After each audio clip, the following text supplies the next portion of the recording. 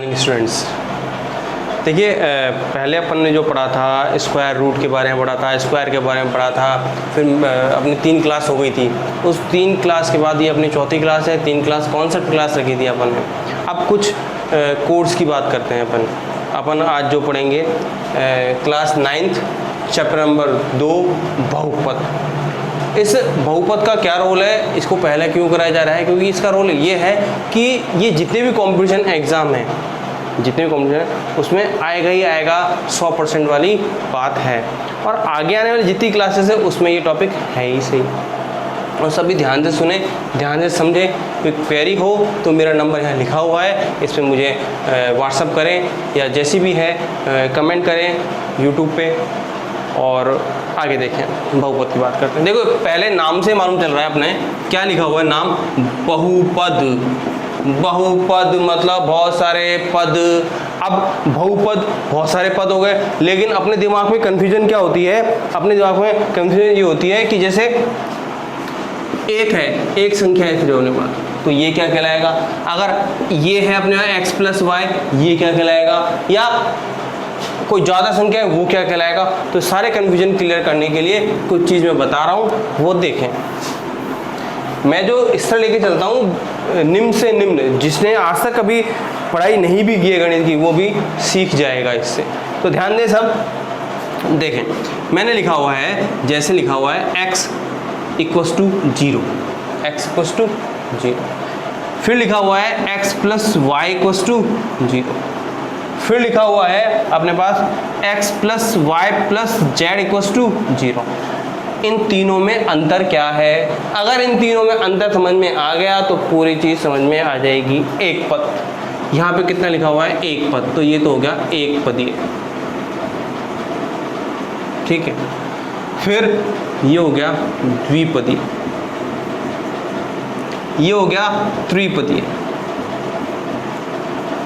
हो गया। इतना अंतर समझ में होगा, कोई दिक्कत नहीं है। आगे बात करते हैं। अगर ऐसे ये आ जाए अपने पास,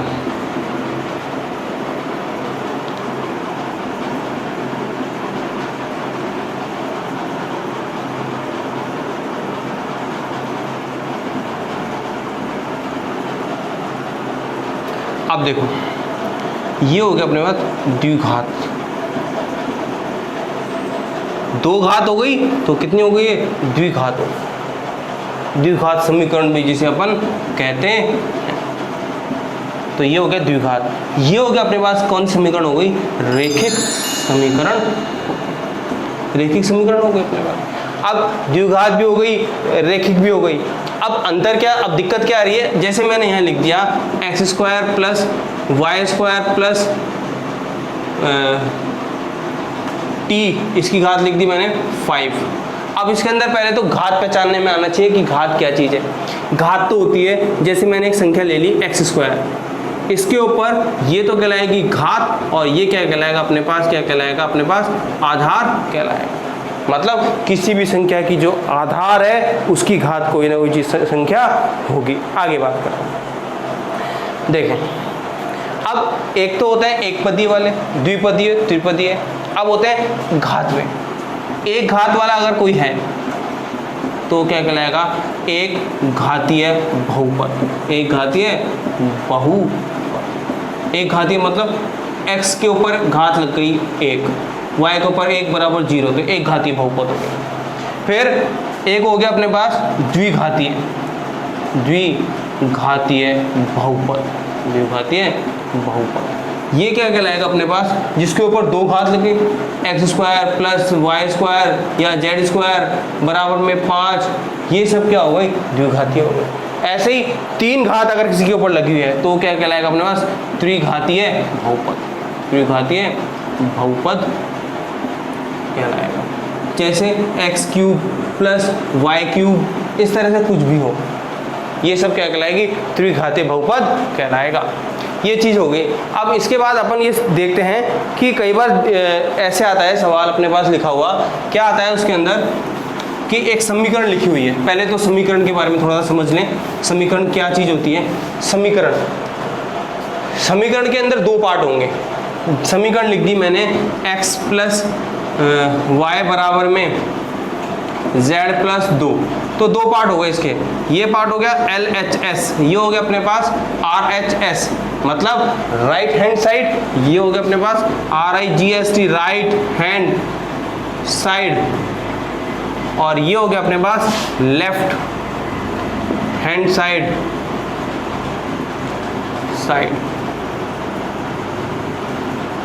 लेफ्ट हैंड साइड।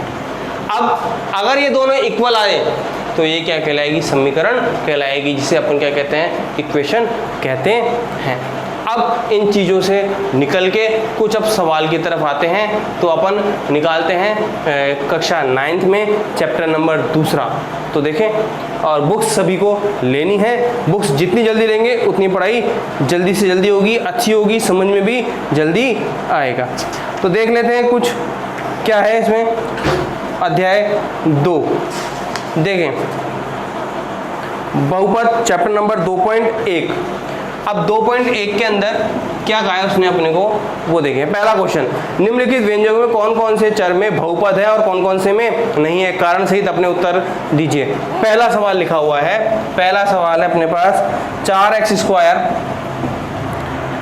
माइनस का 3x प्लस 7। दूसरा लिखा हुआ है अपने पास, दूसरा लिखा हुआ है y² प्लस √2। फिर तीसरा लिखा हुआ है अपने पास 3 √t प्लस t √2। फिर लिखा हुआ है अपने पास चौथा है y प्लस y/2। फिर अपने पास पांचवा, ये क्या है अपने पास, x की घात 10 प्लस y की घात अपने पास कितना हो गया, 3 हो गया। फिर t की घात कितना अपने पास 50 हो गया। पहली चीज़ तो घात पहचानने में आनी चाहिए कि सबसे ज़्यादा घात कौन सी है। हर उसमें सवाल में इसमें सबसे ज़्यादा घात 2 है, इसके अंदर 2 है, इसके अंदर 1 है, नहीं उसके अंदर 1 नहीं है, उसके अंदर घात है t की घात 1/2। क्यों? क्योंकि किसी भी अंडर रूट के ऊपर अगर जैसे √t है तो इसको लिख सकते हैं t की पावर, मतलब घात कितना लिखते हैं, 1/2। आगे बात करते हैं, इसके ऊपर घात 1 है, इसके ऊपर घात सबसे ज़्यादा घात कितना है, t की घात 50। तो सबसे ज़्यादा घात कितनी हो गई इसमें, 50 हो गई। लेकिन अपन को घात नहीं बतानी, अपन को क्या बताना है, अपन को बताना है निम्नलिखित व्यंजकों में कौन कौन से चर में बहुपद है और कौन कौन से में नहीं है। कारण सहित अपने उत्तर दीजिए। देखें, पहला जो है वो एक पदीय बहुपद है। अब एक पदीय बहुपद का मतलब एक पद में x के रूप में, तो कितना क्या हो गया, एक ही पद के रूप में हो गया, ये y के रूप में। अब कहोगे बोले ये वाला, अरे इसके अंदर y है ही नहीं, ये तो अचर पद है अपने पास। अब ये अचर है और ये x के रूप में चल रहा है, तो पहला और दूसरा ये तो क्या है, एक पद के रूप में क्या है, बहुपद है। दूसरा, तीसरा और चौथा ये बहुपद की श्रेणी में नहीं आएंगे। क्यों? क्योंकि ये किस में आते हैं, ये पूर्ण वर्ग संख्या के रूप में नहीं आ रहे, क्योंकि इसके ऊपर क्या आ गया, √ आ गया है। पांचवे की बात करते हैं। पांचवा क्या है, बहुपद है। क्या है, बहुपद है, क्योंकि इसके अंदर घात कितनी है, t की घात कितनी है, 50 है अपने पास। तो पांचवा सवाल ये हो गया। तो मतलब ये सिंपल से सवाल हैं, ये कॉन्सेप्ट सवाल हैं छोटे छोटे। अगर आप कॉम्पिटिशन एग्जाम की तैयारी कर रहे हैं तो मेरा मानना यह है कि आप NCERT की बुक्स लाएं और उनसे तैयारी करें, तो आपको किसी भी दूसरे पब्लिकेशन में जाने की जरूरत नहीं है। आप इससे तैयारी करेंगे, आपकी परफेक्ट तैयारी होगी। हाँ, अगर किसी को कोई चीज़ समझ में नहीं आए तो हमें बता सकते हैं। आगे हैं क्वेश्चन नंबर दूसरे पे। क्वेश्चन नंबर दूसरा है अपना कौन से 2.1 का क्वेश्चन नंबर दूसरा है, पेज नंबर है 38 पे। देखें, लिखा हुआ है निम्नलिखित में से x² का गुणांक लिखिए। x² का गुणांक, तो इसको इरेज कर लेते पहले अपन। देखें, ध्यान दें,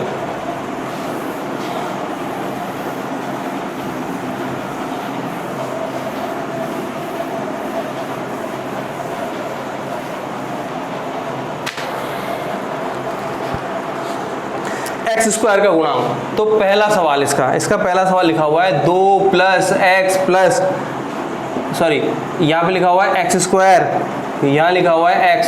दूसरा सवाल है इसका अपने पास, इसका दूसरा सवाल दे रखा है अपने को 2 - x² प्लस एक्स क्यूब। फिर तीसरा है अपने पास लिखा हुआ है pi upon 2 x square plus x.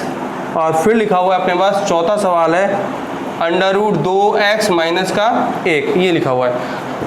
अब ये पूछ रहा है अपने से, ये पूछ रहा है कि एक्स स्क्वायर का गुणांक कौन सा है। मैंने भी एक चीज़ बताई थी आपको, मैंने बताया था कि एक्स स्क्वायर मतलब किसी भी संख्या के, सिंपल सी बात है, जैसे मैंने लिखा 2x, ये तो हो गई चर संख्या अपने पास, ये क्या हो गई न्यूमेरिकल वैल्यू हो गई। ये कोई भी न्यूमेरिकल वैल्यू हो सकती है, 2 4 6 8 10 15 20 कुछ भी हो सकती है। अब ये कुछ भी हो सकती है, लेकिन इसको चर क्यों कहा? एक तो इसकी वैल्यू चेंज होती रहती है, x का मान 1 भी हो सकता है, x का मान 2 भी हो सकता है, x का मान 3 भी हो सकता है, कुछ भी हो सकता है x का मान, इसलिए इसको क्या बोलते हैं अपन? चर बोलते हैं। आगे देखें, अब ये हो गया। अब मैंने संख्या लिखी 2x, अब इस 2x का मतलब हो गया 2 इंटू एक्स। मतलब अगर कोई आपसे पूछे कि x के साथ संख्या कौन सी है, तो x का संख्या कितनी है? 2। इसी तरह से इसने अपन से यहाँ पे क्या पूछा है? x स्क्वायर के साथ संख्या कौन सी है, तो x स्क्वायर के साथ संख्या कौन सी है, यहाँ पे कुछ भी नहीं दिख रहा अपन को।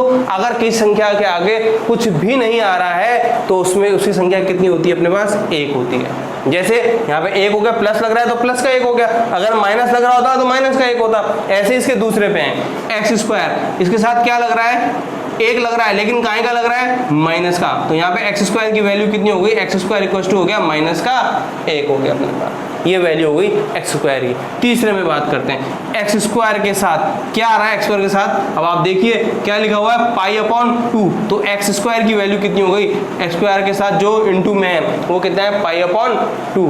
ऐसे ही फोर्थ में कुछ भी नहीं है तो क्या आ जाएगा? इसका मान हो जाएगा 0। ये आंसर हो गए दूसरे के चारों खत्म। फिर आगे अपन बात करते हैं, इसके क्वेश्चन नंबर तीसरे की। ये क्वेश्चन नंबर कौन सा था? दूसरा। अब अपन क्वेश्चन नंबर किसकी बात करते हैं? तीसरे की बात करते हैं। देखें तो तीसरे क्वेश्चन पे आ जाते हैं अपन। क्या है तीसरा क्वेश्चन? ध्यान दे सब, किताब है तो किताब में पेज नंबर 38 पे क्वेश्चन नंबर तीसरा, 35 घात के द्विपद का और 100 घात के एक पदी का एक एक उदाहरण दीजिए। मतलब वो कह रहा है कि द्विपद का मतलब हो गया, अगर मैंने क्वेश्चन नंबर तीसरा लिखा, मैंने अगर ऐसे लिख दिया 2x की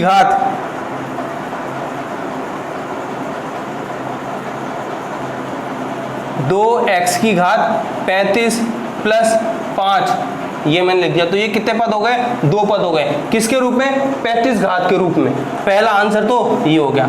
कुछ भी बना सकते हैं अपन, ऐसे कुछ भी लिख सकते हैं, लेकिन पद कितने होने चाहिए? 2 होने चाहिए, और घात कितनी होनी चाहिए? 35 होनी चाहिए। दूसरे सवाल की बात करते हैं अपन। इसका दूसरा सवाल जो है अपने पास 100 घात के एक पदी है। घात कितनी है? 100, एक पदी है, तो उसको मैंने ऐसे लिख लिया 2x की घात कितना हो गया? 100। 2x की घात कितना हो गया? 100। तो ये क्या हो गया अपने पास? एक पदीय घात। आई जी समझ में? तो ये चीज हो गई। क्वेश्चन नंबर क्या हो गया अपने पास? तीसरा हो गया। तीसरा हो गया। सिंपल क्वेश्चन है, छोटे छोटे से। क्वेश्चन नंबर चौथे की बात करते हैं। निम्नलिखित बहुपदों में से प्रत्येक बहुपद की घात लिखिए। अरे बहुपद की घात, अगर कभी क्वेश्चन आ जाए कि बहुपद की घात लिखिए, जो सबसे बड़ी घात हो वो उठा के लिख दो। जैसे क्वेश्चन नंबर चौथा है, क्वेश्चन नंबर चौथा क्या कह रहा है अपन से? क्वेश्चन नंबर चौथा कह रहा है, लिखा हुआ है 5x की घात 3 प्लस 4x की घात 2 प्लस 7x। ये तो हो गया इसका पहला। ऐसे इसका दूसरा सवाल क्या लिखा हुआ है? 4 माइनस वाई स्क्वायर। ऐसे इसका तीसरा सवाल क्या कह रहा है अपन को? 5t माइनस का अंडर रूट 7। फिर चौथा सवाल अपना, चौथा सवाल क्या कह रहा है अपने को? 3। तो वो कह रहा है 5x cube plus 4x square plus 7x। ये पूछ रहा है कि इसके अंदर प्रत्येक बहुपद की घात लिखिए, जो सबसे बड़ी घात हो। तो यहाँ पे घात कितनी हो गई? यहाँ घात हो गई अपने पास 3।